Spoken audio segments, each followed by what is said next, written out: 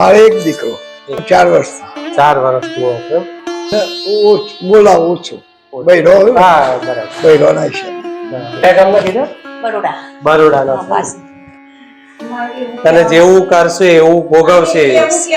બરાબર. બધાના રૂમો જનરલ રૂમો છે. જનરલ. દાદા દાદીઓ અલગ. એમાં દરેક રૂમમાં એસી, દરેક રૂમમાં એસી, હા એસી, પંખા, ગરમ પાણીની વ્યવસ્થા, ઠંડા પાણીની વ્યવસ્થા, ગાદલા, પલંગ, ગાદલા, પલંગ, બધી તમામ. પછી કોઈ ચાર્જ નહીં. કોઈ ચાર્જ નથી. હાલ આપણે અહીંયા દાદા દાદીઓ કેટલા? 25 જેવા છે. 25-26 જેવા છે. અહીંયા દાદા દાદીઓ પણ છે. એ બધાના માટે વોશિંગ મશીન પણ છે. કપડા જાતે નહીં ધોવાના. દાદા દાદી વોશિંગ મશીન છે. જય શ્રી કૃષ્ણ મિત્રો, જય રામદેવ પીર. મિત્રો આપણે એક એવી જગ્યાએ આજે આવ્યા છીએ જ્યાં મિત્રો વૃદ્ધાશ્રમ આવેલો છે. જે મિત્રો ઘરડા ઘર જેને કહેવાય, જેને વૃદ્ધાશ્રમ કહેવાય, કે જ્યાં દાદી દાદાઓનું ઘર કહેવાતું એવું જ્યાં મિત્રો આવેલું છે તેની આપણે મુલાકાત કરીએ અને ભગવાને મને જે કંઈ આપ્યું છે એવી અમારી યથાશક્તિ પ્રમાણે મિત્રો આજે આપણે અહીંયા કચેરીઓ આપવા માટે આવ્યા છીએ. તો મિત્રો વિડીયોમાં તમે જોડાયેલા રહેજો. આ વૃદ્ધાશ્રમ ક્યાં આવેલ છે તે પણ આપણે જણાવશું. જો આપની પણ ઈચ્છા હોય, જો આ વૃદ્ધાશ્રમમાં ભગવાને જે કંઈ તમને આપ્યું છે તેમાંથી ફૂલ નહીં તો ફૂલની પાંખડી વર્ષમાં જે કંઈ મિત્રો કમાઈએ છીએ એમાંથી વર્ષમાંથી 5% પણ આવું પુણ્ય દાનની અંદર થોડો એનો ભાગ કાઢવો એવું મારું પર્સનલી માનવું છે મિત્રો. તો મિત્રો વિડીયોમાં તમે જોડાયેલા રહેજો. આપણે અહીંયા પેલા આશ્રમની મુલાકાત લઈએ જ્યાં ઘરડા ઘરની અંદર મિત્રો જે દાદી દાદાઓ છે તેમને આપણે 27 જેટલા કચરિયાના ડબ્બાઓ લીધા છે તે આપવાના છે. તો તે આપીએ અને આ આશ્રમ વિશે આપને થોડી માહિતી આપણે જ્યાં દાદા છે, જે એના જે ટ્રસ્ટી છે, જે આ આશ્રમ ચલાવે છે વૃદ્ધાશ્રમ, તેમની જોડે આપણે મુલાકાત કરીશું. તો મિત્રો વિડીયોમાં તમે જોડાયેલા રહેજો.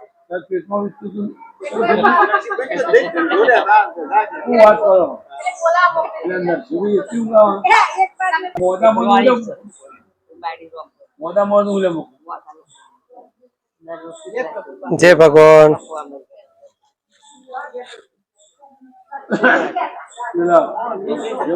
જય ભગવાન.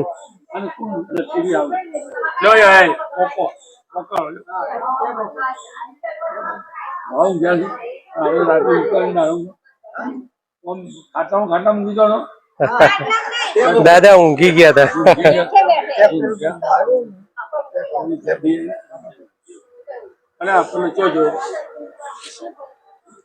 આપડે દાદા આવી ગયા બધા.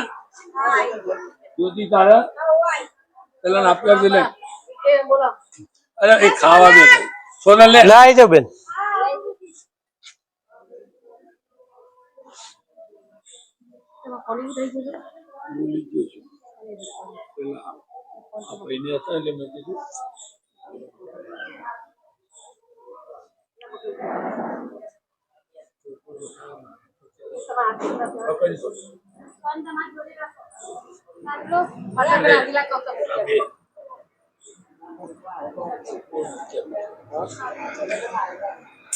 તો મિત્રો આપણે જો વૃદ્ધાશ્રમમાં આવ્યા હતા અહીંયા કરડા ઘરમાં.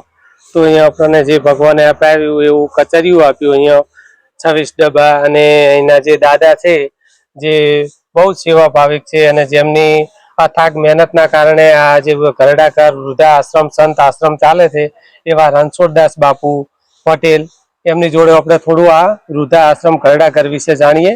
તો જય ભગવાન દાદા. પહેલા તો આપ સૌનો ખૂબ ખૂબ આભાર દાદા કે આટલું તમે પુણ્યનું કાર્ય કરી રહ્યા છો અને અમારી ચેનલ ભવ્ય યાત્રામાં તમારું સ્વાગત છે. તો અમારા દર્શક મિત્રોને થોડું આ આશ્રમ વિશે, કરડા ઘર વિશે, જે માતાઓ જે વડીલો રહે છે એમના વિશે અને આશ્રમ વિશે થોડું જણાવો. જે પ્રભુ ભાઈ તમને આ તો કામ તો ભગવાન કરીને આપણે કરવાનું છે. પણ એવી એક પ્રવૃત્તિ ચાલે છે અહીંયા. અમારા ગુરુ મહારાજે વતની હતા રંગાકોઈના. એમને અહીંયા એક સ્થાપના કરી હતી આશ્રમની 1996 એટલે સંત આશ્રમ હતો. સંત આશ્રમ. અને લગભગ 2008 વૃદ્ધાશ્રમની શરૂઆત કરી. વૃદ્ધાશ્રમની શરૂઆત કરી 2008 થી. પહેલા સંત આશ્રમ હતો, પછી 2000 સેવાકીય પ્રવૃત્તિ માટે અમે આ 2008 થી ચાલુ કરી.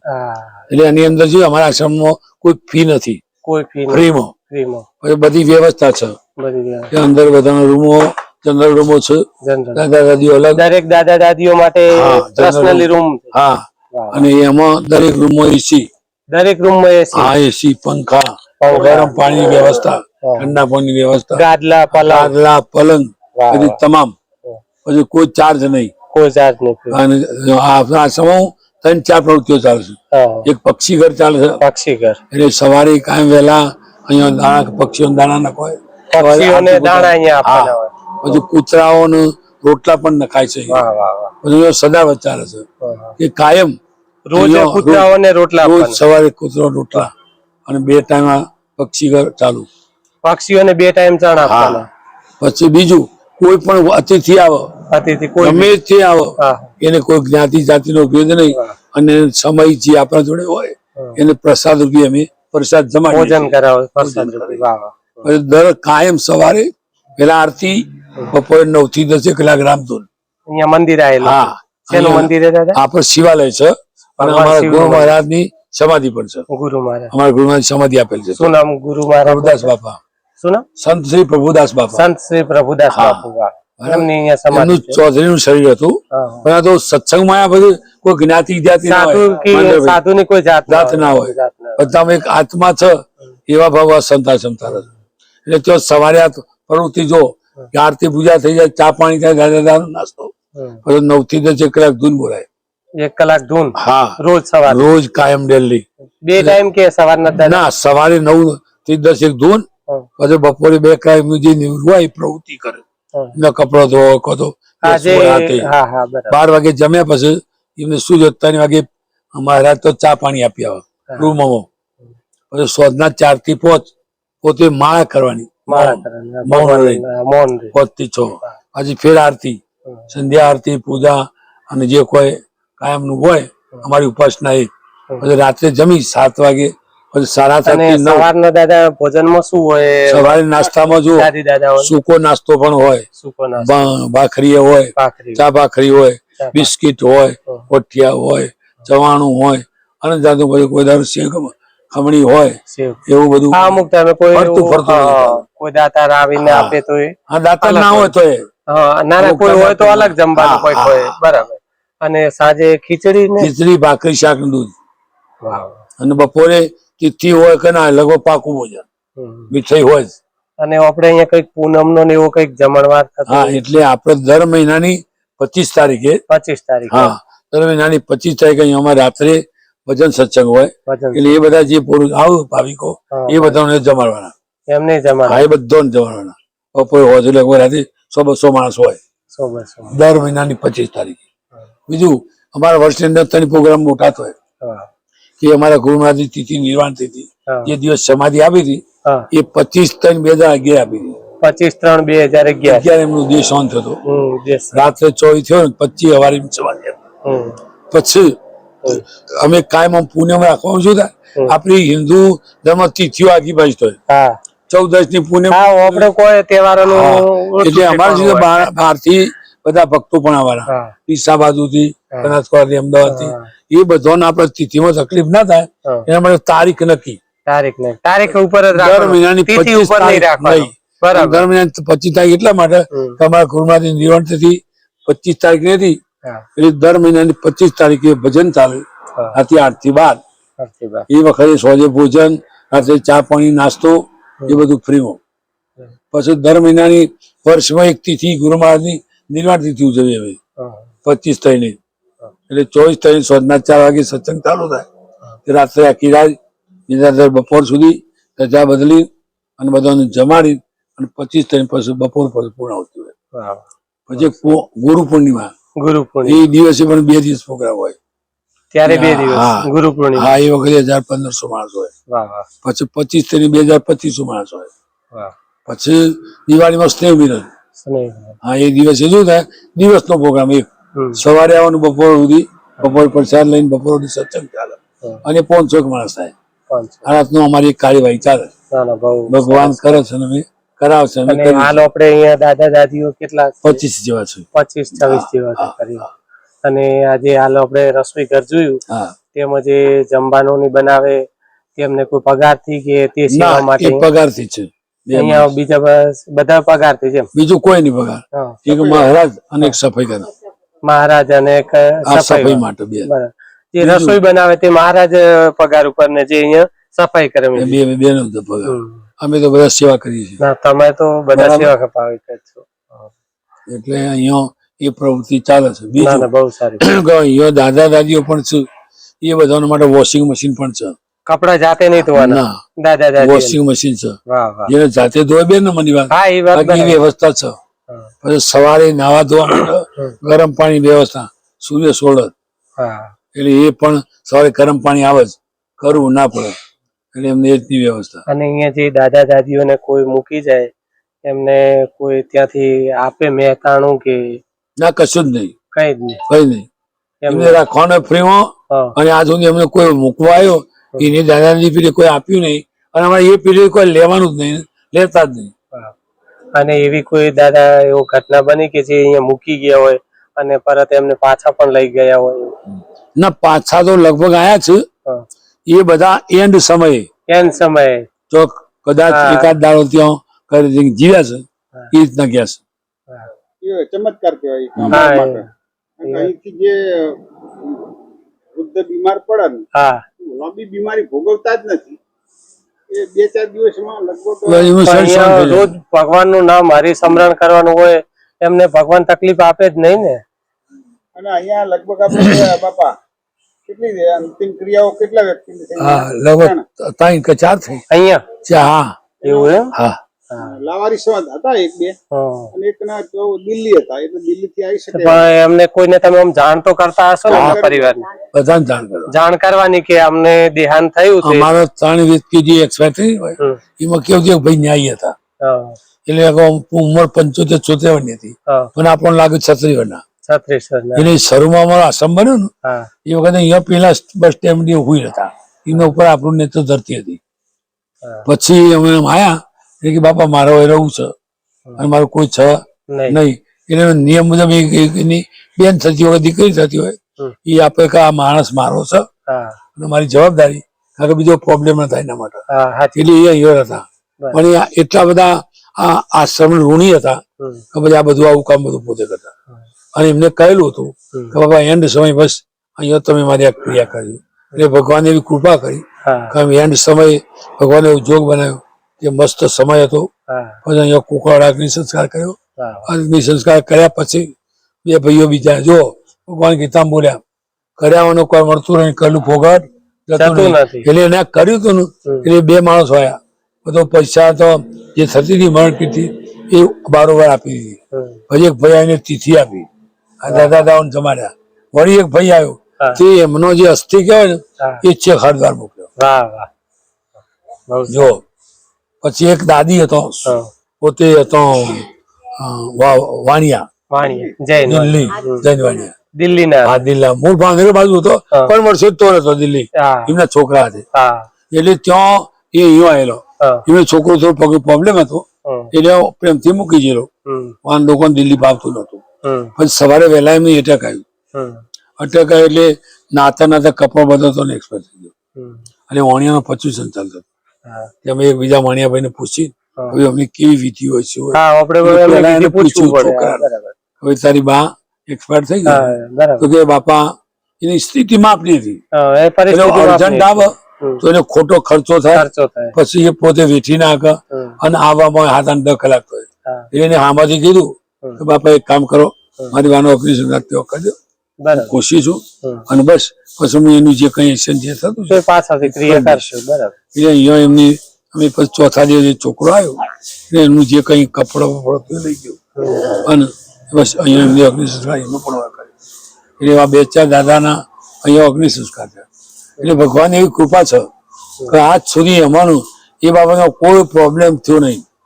ના, ના. બધા દાદાઓ સુખીથી રહે છે. આટલું સેવાનું કાર્ય થતું હોય ને અહીંયા કોઈ એક problem દાદા થાય તો જ નહીં. મોતીપુરના વતની હતા, આ મોતીપુરના. હા કેન્દ્રધર્મ હા, અને અહીંયા ભજન માટે જ હતા. હા ત્યાં અહીંથી સ્વામિનારાયણ ભગવાન છે તો લઈ ગયા, જતો પ્લેનમાં લઈ ગયા, હા વર્ત ગાડીમાં આયા, હા ઓય આયા. રાત્રે બીજા દિવસે બપોરે તાવ આવ્યો તો કે ભાઈ મને ઘેર મૂકી આવો. હા એ રાતે ઘેર મૂક્યા 9 વાગે અને 11 વાગે એક્સપાયર થઈ ગયા. હા એટલે અહીંયા ભગવાન એવી કૃપા છે અને આપણે એવું મોજથી કોઈ જે ભાઈ શરીર સંતોષ સુખી ના પાવું, હા એ તો બધા સુખી રહે, આનંદથી રહે અને મોજથી રહે એવી ભગવાનની પ્રાર્થના. ના ના. અને દાદા કોઈ આપણે ધર્મ પ્રેમી જે છે ભાઈઓ બહેનો માતાઓ જેને પણ અહીંયા કને આશ્રમમાં આવવું હોય અને એમને યથાશક્તિ મુજબ કઈ આપવું હોય તો એમને અહીંયા કઈ જગ્યાએ આવવું અને આ આશ્રમ કઈ જગ્યાએ આવેલ છે એનો થોડીક માહિતી અમારા દર્શક મિત્રોને આપો કે અહીંયા આવવા માટે ક્યાંથી અવાય અને આશ્રમ નું લોકેશન જણાવો. પેલા તો શું છે એક તો લોકેશનમાં જો આ બાજુ અમદાવાદ બાજુથી આવવું હોય આપણે છે એમનું કાર્ડ સંત શ્રી રણછોડદાસ બાપુ, જે રણછોડદાસ બાપુ આ દાદાનું નામ છે આપણે, જે અહીંયા આશ્રમ આવેલો છે, સ્થળ છે જય પ્રભુ માનવ સેવા આશ્રમ અને મુકામ મોતીપુરા ટીટોદળ, જે વિહાર ચોકડી અને વસઈના વચ્ચે આવેલ છે, મહેસાણા હાઈવે ઉપર, તાલુકો વિજાપુર અને જિલ્લો મહેસાણા, ગામ મોતીપુરા. અને આપણે QRS કોડ ની એવી સુવિધા નથી, એ નથી. તો જેને પણ મિત્રો કોઈને ભગવાને જો આપ્યું હોય ને થોડામાંથી થોડું ફૂલ નહીં તો ફૂલની પાંખડી જો અહીંયા કોઈને આપવાની ઈચ્છા હોય દાદા દાદીઓને ઘરડા ઘરમાં, તો આપ મહેસાણા જિલ્લાના મોતીપુરા ગામમાં આ આશ્રમ આવેલો છે, સંત શ્રી આશ્રમ, વૃદ્ધા આશ્રમ, જે માનવ સેવા આશ્રમ જેને કહેવાય છે. તો આપ પણ મિત્રો અવશ્ય મુલાકાત લેજો અને ભગવાને જે કઈ તમને આપ્યું હોય તેમાંથી 5મો ભાગ પણ આપશો તો ભગવાનના ચોપડે તમારું 5 ગણું લખાશે. ત્યારે આપણે અહીંયા કોઈને જો ભોજન આપવાની ઈચ્છા હોય તો એમ કે એક ટાઈમના ભોજનનું કેટલું આપવાનું શું છે એ થોડું જણાવો. અહીંયા હું છે ભોજન પેટે તિથિ પેટે કોઈને આપવું હોય તો એક ટાઈમ બપોરે જમાડે તો એના 3500 રૂપિયા હોય છે. બપોરે ભોજન એક ટાઈમ તો 3500. અને ભોજનમાં દાળ ભાત પૂરી શાક એક ફરસાણ અને એક મીઠાઈ હોય. બરાબર. અને આખા દિવસ કોઈને ભોજન આપવું હોય તો એના 5500 રૂપિયા છે. 55. હા, 3 ટાઈમ, સવારે 4 નાસ્તો, પછી બપોરે પાકું ભોજન અને રાત્રે સાદું ખીચડી ભાખરી શાક નું દૂધ, એ રીતનું આયોજન હોય છે. તેના 5500. હા, આખા દિવસના 5500 અને બપોરનું એકલું આપવું હોય તો 3500 રૂપિયા. બરાબર. એ રીતનું આયોજન અમારું હોય છે. તો કોઈને જો એમ કે કોઈને દાદી દાદાની પોતાના માતા પિતાની તિથિ નિમિત્તે કોઈનો બર્થડે હોય, જન્મ દિવસ હોય કે કોઈ પણ શ્રાદ્ધ પક્ષનું કે ટાઈપનું જો તિથિ ભોજન વગેરે કોઈ આપવું હોય, એક ટાઈમનું ભોજન અથવા એક દિવસનું ભોજન, તો પણ તમે આપી શકો છો માત્ર 5500 રૂપિયામાં, જેમાં અહીંયા 30 થી 35 વ્યક્તિઓ છે જેમને આખા દિવસનું ભોજન આપી શકો. અન્નક્ષેત્ર ચાલે, અન્નક્ષેત્ર ની અંદર આવી જાય. 5500 રૂપિયામાં એક દિવસ. હા, માસિક તિથિ નો કોઈ નિભાવ આપવો હોય તો 30000 રૂપિયા એક માસિક. હા, એક મહિનાનો નિભાવ ખર્ચો હોય એમાં 30000 રૂપિયા ખર્ચો વધારે પડે છે, પણ આપણે 30000 રૂપિયા લઈએ છીએ. 30000 રૂપિયા આખા મહિનાના. હા, બરાબર. પછી બીજું કોઈને આજીવન તિથિ આપી હોય તો એ 35000 રૂપિયા આવે, એની અંદર એક તિથિ વર્ષની ઉજવી જાય એની પછી નામ આવી જાય. આજીવન તેમનું નામ માસિક ભોજન હોય એમનું 1 મહિના માટે. બીજું અહીંયા કોઈ રોજ ભોજન દાતા હોય ને તો અહીંયા આપણા બોર્ડ લખેલું ત્યાં એનું નામ પણ લખાય. રોજના ભોજન. હા, પછી આપડે શું એસીજી સહી કરમુક્ત 50%, એટલે એ પણ એનો લાભ મળે. જે રિટર્ન ભરતો ચેક થી પૈસા જે આપે એ બધા રિટર્ન નો લાભ મળે, એટલી વ્યવસ્થા હોય છે. ચેક થી આપે તો એને રિટર્ન નો લાભ. તો દાદા આપનો ખૂબ ખૂબ આભાર, તમે અમારા દર્શકોને આટલો કિંમતી સમય આપનો આપ્યો અને આપ પણ બહુ સારી સેવા કરી રહ્યા છો. તો પરમ કૃપાળુ પરમાત્મા આપની જે કઈ મનોકામના હોય, આપના બાળ બચ્ચા સૌને સુખી રાખે એવી મારી 2 હાથ જોડીને પ્રાર્થના. જય ભગવાન. જય ભગવાન દાદા. જો મિત્રો પર્સનલી મિત્રો અહીંયા બાથરૂમ પણ છે. જો મિત્રો અહીંયા પર્સનલી વોશરૂમ અને દરેક રૂમમાં મિત્રો 4 ખાટલા છે, 4 પલંગ અને એસી દરેક રૂમમાં છે અને 4 પલંગ છે દરેક રૂમની અંદર. વોશિંગ મશીન છે. હા, કપડા ધોવામાં. આપ દાદા કયા ગામના છો? આપ વસઈ ને એમ? તે આપને કેટલા દીકરા છે દાદા? મારે એક દીકરો. એક દીકરો એમ ને? તે આપને અહીંયા કેટલા સમયથી છો દાદા? હું 4 વર્ષથી. 4 વર્ષથી અહીંયા છો એમ? તે તમારા દીકરાને શું કરે છે? મારા રાજસ્થાનમાં ધંધો છે. મને બોલાવો ઓછું બૈરો. હા બરાબર. બૈરો ના હિસાબે.